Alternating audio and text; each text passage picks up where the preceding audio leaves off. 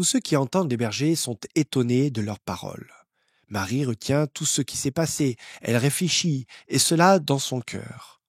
Ensuite, les bergers repartent.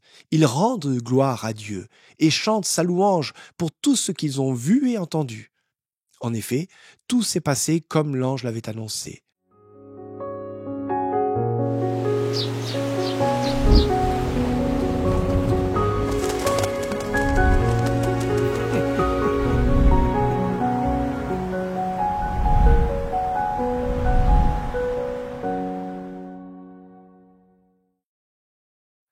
Louer, vanter, magnifier, célébrer, rendre des honneurs, voilà les mots qui pourraient définir notre mot du jour.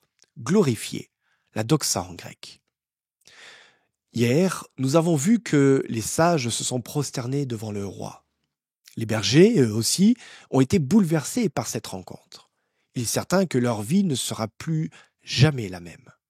En réalité, elle ne l'était déjà plus à partir du moment où ils ont reçu l'annonce de l'ange de l'Éternel dans les champs. Mais ce n'est pas tout. Leur visite à l'étable les a profondément transformés.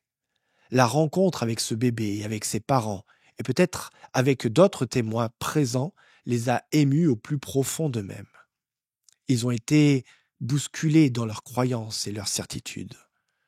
Eux, des ouvriers modestes, peut-être peu instruits, sincèrement croyants, mais éloignés des cercles de la philosophie ou de l'élitisme sacerdotal, se retrouvent aux premières loges de cet événement. Non seulement ils ont été honorés, mais ils deviennent les premiers ambassadeurs. Le témoignage des bergers est double. Ils témoignent de ce qu'ils ont vu. Ils ont vu l'extraordinaire des anges chantant et proclamant la naissance du roi des rois. Ils ont vu aussi l'incarnation de Dieu sous une forme humaine, dans une simplicité et une humilité désarmantes. Ils témoignent de ce qu'ils ont entendu. Certes, ils ont entendu l'annonce de l'ange qui les a rassurés et leur a proclamé la bonne nouvelle. Mais qu'ont-ils entendu d'autre une fois à l'étable? Ont-ils discuté avec les sages venus de loin? Marie leur a-t-elle raconté ce que l'ange Gabriel lui avait annoncé et la manière miraculeuse dont cet enfant avait été conçu? Joseph leur a-t-il partagé ses propres questionnements, son parcours de foi face à l'arrivée de cet enfant si particulier? Une chose est sûre, après cette nuit, les bergers ne seront plus les mêmes. Ils ont vu, ils ont entendu. Et pour ces deux raisons, ils peuvent maintenant glorifier Dieu. Glorifier peut sembler un mot un peu lourd de sens, mais essayons de le démystifier. Rendre gloire à Dieu, c'est peut-être simplement dire du bien, dire une belle chose, prononcer une belle parole.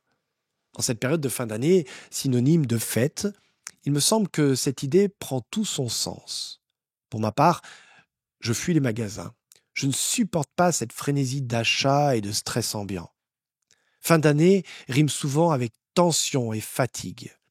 Et plus le stress monte, moins nos paroles sont bienveillantes ou encourageantes. On cherche les plus beaux cadeaux, les plus originaux. Mais il y a quelque chose qui est gratuit, qui fait du bien durablement et qui, pour le coup, est vraiment utile. Dire du bien. Dire du bien à mon collègue, mais aussi dire du bien de mon collègue. Prendre le temps d'écouter avant de parler.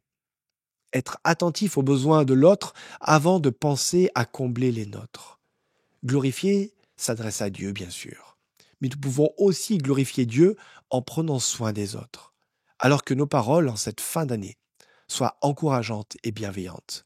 Qu'elles bénissent, qu'elles soient le reflet de la gloire de Dieu, autour de nous et en nous.